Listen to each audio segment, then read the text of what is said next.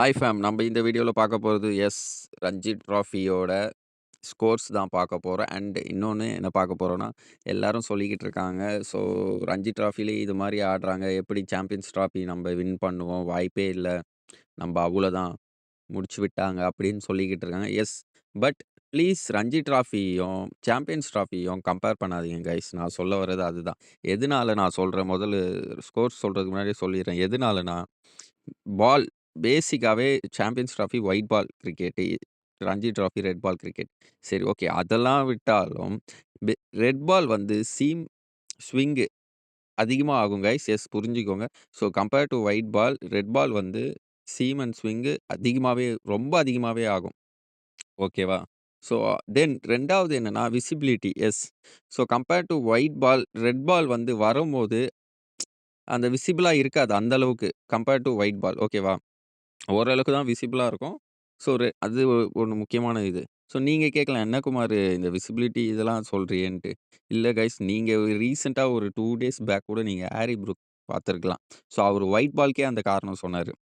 Because of நம்ப இந்தியால pollution, அந்த ஏர் இது அவ்வளவா இருக்கனால, கிளியரா இல்லாதனால என்னால பால பார்க்க முடியல. சென்னையில ஓரளவுக்கு நல்லாருக்கும் நம்புறேன் அப்படின்னு சொல்லியிருக்காரு. விசிபிலிட்டியும் இருக்கு கைஸ், ரொம்ப முக்கியம். ஸோ ரெட் பால் கம்பேர் பண்ணும்போது, ஒயிட் பால் அந்த அளவுக்கு கிளியரா தெரியும். அண்டு ஸ்விங்கும் ஓரளவுக்கு தான் ஆகும் compare to red ball. So அதையும் இதையும் நீங்க கனெக்ட் பண்ணாதீங்க. கண்டிப்பா இவங்கலாம் ஒயிட் பால்ல நல்லா ஆடுற பிளேயரு. ஓகே. ஸோ வாங்க இப்ப ரஞ்சி டிராஃபில என்ன ரன் ஸ்கோர் பண்ணியிருக்காங்க பார்ப்போம். ஸோ நம்ம பண்ட்டு 1 அண்ட் 17. ஸோ 1 ரன் முதல் இன்னிங்ஸ் ஸ்கோர் பண்ணியிருக்காரு. And 17 run second innings. அப்புறம் நம்ப ஜெய்ஸ்வால்லாம் நல்லா தான் ஆடுனாரு. ஆஸ்திரேலியாவிலும் நல்லா தான் ஆடுனாரு. ரஞ்சி டிராஃபில 4 runs and 26 run. No problem Jaiswal பொறுத்தவரைக்கும். அண்ட் நம்ம ஸ்ரேயஸ் 11 ரன் அண்ட் 17 ரன் அடிச்சிருக்காப்ல. கம்பேக் தருவாங்க கண்டிப்பா எல்லாருமே. அண்ட் நம்ம ரோஹித் 3 ரன் அண்ட் 28 ரன்ல நல்ல ஸ்டார்ட் கிடைச்சதுங்க. எனக்கு தெரிஞ்சு அந்த இதுவும் கேட்சும் கை வச்சு மாட்டிக்கிச்சு. லக்ல தான் கேட்ச் புடிச்சாங்க கண்டிப்பா சொல்லணும். பட் ஸ்டில் ஓரளவுக்கு ரேஷ் ஷாட்டுக்கு போயிருக்க தேவையில்ல. பொறுமையா ஆடியிருக்கலாம். Okay, that's fine. தென் நம்ம கில். எஸ்ங்க, 4 ரன்ல அவுட் ஆயிருக்காரு ஃபர்ஸ்ட் இன்னிங்ஸ். அண்ட் செகண்ட் இன்னிங்ஸ்ல 7 ரன்ல இருக்காரு. நாட் அவுட்ல இருக்காரு. இன்னைக்கு தான் தெரியும். பார்ப்போம். தென் நம்ப ஜடேஜா தளபதி. ஸோ 5 விக்கெட் ஆல் எடுத்திருக்காரு. ஜடேஜா யூசுவலா பண்றது தான் பண்ணியிருக்காரு. அவரு அங்கேயும் நல்லா தான் பண்ணாரு ஓரளவுக்கு ஆஸ்திரேலியாலயும். ஸோ ஓகே கைஸ், இன்னொரு ஒண்ணு நான் சொல்லிர்றேன். ஸோ இவங்க எல்லாம் இப்ப ஆடுறாங்கல்ல.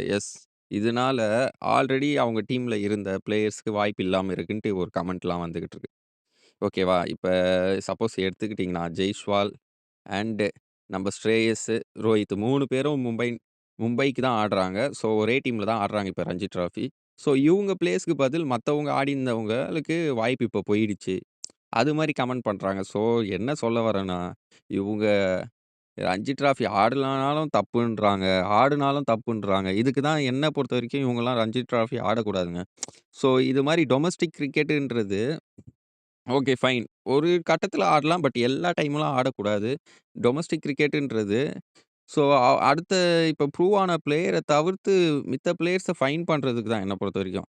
ஸோ அப்படி இருக்கும்போது இப்ப அவங்களோட வாய்ப்ப இவங்க எடுத்துக்கிட்டாங்க. உண்மை இதுதான். இவங்க ஆல்ரெடி சாம்பியன்ஸ் ட்ராஃபிலயும் ஆடப் போறாங்க தெரியும். But still okay. இப்ப பேட் ஃபார்ம்ல இருக்கனால ஆடுறாங்க. மத்தபடி எனக்கு தெரிஞ்சு எல்லா வாட்டியும் ரஞ்சி டிராஃபி ஆட அவசியம் இல்ல.